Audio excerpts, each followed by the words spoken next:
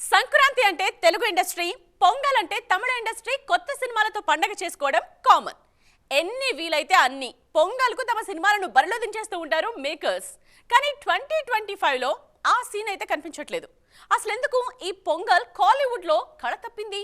వస్తుందనుకున్న విడాము యార్చి ఎందుకు రావట్లేదు? పరిస్థితులు చూస్తుంటే తెలుగు సంక్రాంతి మాత్రమే కాదు, తమిళ పొంగల్ ఛార్జ్ కూడా గేమ్ చేంజర్ తీసుకునేలా కనిపిస్తున్నాడు. అదే జరిగితే రామ్ చరణ్ సినిమాకి అడ్వాంటేజ్ మామూలుగా ఉండదు. ఎందుకో తెలియదు కానీ ఈసారి పొంగల్ను పెద్దగా పట్టించుకోవట్లేదు తమిళ నిర్మాతలు. వస్తుందనుకున్న విక్రమ్ వీరధీర సూరన్ సినిమా వాయిదా పడింది.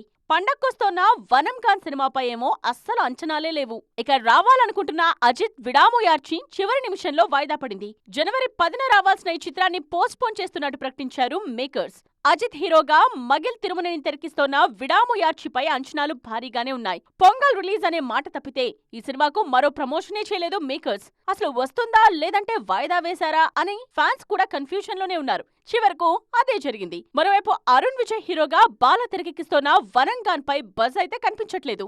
విడాము యార్చి తప్పుకోవడంతో పొంగల్ షేర్ అంతా గేమ్ చేంజర్ ఖాతాలోకి వెళ్లిపోవడం ఖాయం.